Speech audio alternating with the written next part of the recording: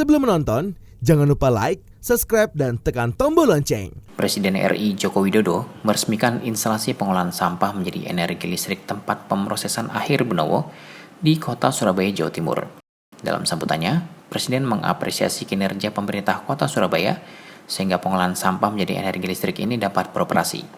Pengolahan sampah menjadi energi listrik di Surabaya ini adalah yang pertama beroperasi dari 7 kota yang telah ditetapkannya melalui Peraturan Presiden Nomor 18 Tahun 2016. Tapi memang kecepatan bekerja pemerintah kota Surabaya patut kita acungi jempol. Sehingga ini selesai yang pertama. Dari 7 kota yang saya tunjuk lewat peraturan presiden, ini yang pertama jadi. Yang lain masih maju mundur, maju kurang, urusan taping fee, urusan masalah barang daerah, urusan mengenai belum selesai. Sehingga sekali lagi saya acung 2 jempol untuk pemerintah kota Surabaya, baik wali kota lama maupun wali kota yang baru. Nggak mudah karena saya ngalami. Saya gonta-ganti urusan perpres, urusan PP, gimana agar seluruh kota bisa melakukan ini. Karena urusan sampah itu bukan urusan hanya menjadikan sampah menjadi listrik, bukan itu. Lebih lanjut, Kepala Negara mengungkapkan, untuk mendukung program pembangkit listrik berbasis sampah ini, dirinya telah mengeluarkan sejumlah payung hukum. Hal tersebut juga untuk memastikan pemerintah daerah berani mengeksekusi program tersebut tanpa takut dipanggil pihak-pihak seperti kejaksaan, kepolisian, KPK, karena belum adanya payung hukum yang jelas.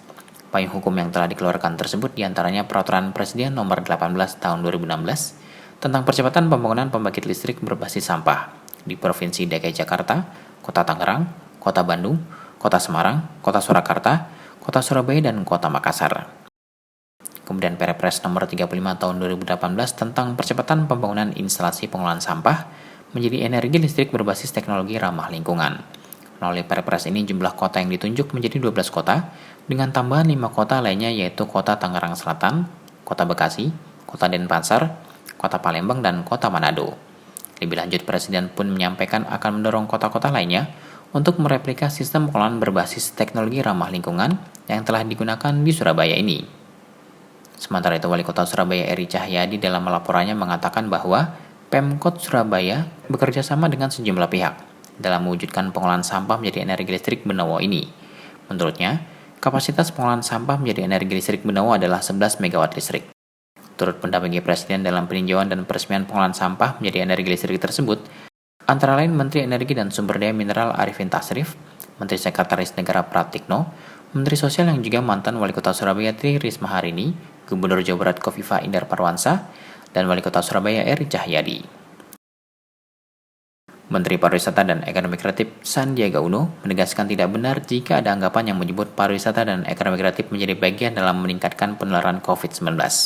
Bahkan Sandiaga ingin mendorong sektor ekraf sebagai sektor yang berperan membantu pemulihan ekonomi.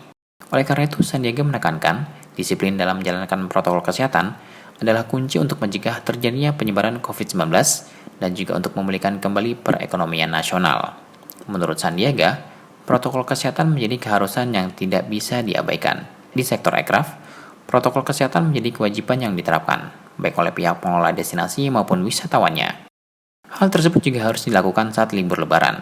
Karena itu, objek wisata yang dibuka di libur lebaran didorong untuk tetap memberlakukan protokol kesehatan dan bagi masyarakat yang ingin berwisata untuk memilih destinasi lokal serta patuhi protokol kesehatan. Dia mengaku baru saja mengeluarkan instruksi yang ditunjukkan kepada seluruh asosiasi kolaborasi Pentahelix dan kepala dinas pariwisata tingkat provinsi, kabupaten maupun kota terkait penerapan protokol kesehatan di destinasi wisata. Selain itu, Kemenparekraf juga sudah mengeluarkan panduan destinasi wisata, yakni program Cleanliness, Health, Safety, and Environmental Sustainability yang disesuaikan dengan kegiatan atau event berkaitan dengan keagamaan, budaya, maupun bisnis dan dunia usaha. Namun jika pun ada kegiatan yang diizinkan dalam bingkai PPKM Mikro, tetap berkoordinasi dengan pemerintah daerah dalam menentukan tingkat risiko destinasi tersebut. Pemerintah dan komunitas penyelenggara e-dagang atau e-commerce menyepakati tanggal 5 Mei sebagai Hari Bangga Buatan Indonesia sebagai wujud keberpihakan terhadap produk dalam negeri. Pemerintah juga menyediakan subsidi ongkos kirim gratis bagi konsumen yang melakukan belanja daring dari tanggal 5 sampai dengan 13 Mei 2021. Menteri Komunikasi dan Informatika Johnny G. Plate menyatakan penetapan HBBI menjadi wujud keberpihakan pemerintah dan ekosistem digital atas hasil karya kreatif anak bangsa, terutama pelaku usaha mikro, kecil, dan menengah. Menkominfo menyatakan, penyelenggaraan Gerakan Nasional Bangga Buatan Indonesia yang bertepatan dilaksanakan di bulan suci Ramadan ini diharapkan dapat memberikan banyak berkah di sektor e-dagang Indonesia. Joni menilai semua pihak dapat memanfaatkan momentum HBBI untuk meningkatkan konsumsi atas produk dalam negeri. Menkominfo mengajak masyarakat untuk mengoptimalkan hasil karya anak bangsa dengan memanfaatkan seluruh infrastruktur hulu atau upstream dari teknologi informasi. Akselerasi transformasi digital, di mana migrasinya aktivitas masyarakat dari ruang fisik ke ruang digital termasuk perekonomian dan perdagangan. Ya, untuk migrasi ke perdagangan digital, maka tentu kita membutuhkan infrastruktur digital atau infrastruktur teknologi informatika ya, yang lebih memadai. Tentu Kominfo dalam hal ini sesuai dengan keberpihakan politik yang disampaikan oleh Bapak Presiden ya, di mana kita perlu menyelesaikan pembangunan infrastruktur yang lebih merata ke seluruh wilayah tanah air. Kita dalam hal ini membangun BTS dan penempatan satelit.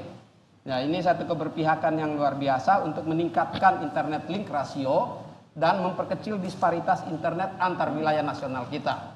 Nah, dengan demikian nanti akan semakin memudahkan migrasinya aktivitas UMKM dan produk ultramikro dan produk-produk atau usahawan-usahawan domestik kita ya untuk juga bermigrasi ke ruang digital seperti disampaikan tadi. Setidaknya tahun 2020 sudah ada 3 juta yang onboarding. Nah, sekarang tidak saja menambah onboard tetapi juga scale up kemampuan mereka. Penetapan 5 Mei sebagai HBBI tertuang dalam kesepakatan bersama Kementerian Perdagangan, Kementerian Kominfo, dan Asosiasi E-commerce Indonesia. Penandatanganan kesepakatan bersama tersebut dalam rangka untuk memberikan dukungan yang kuat dari pemerintah, kementerian dan lembaga, serta pelaku usaha khususnya platform e-commerce akan semangat bersama terkait dengan produk-produk hasil karya anak bangsa bangga buatan Indonesia.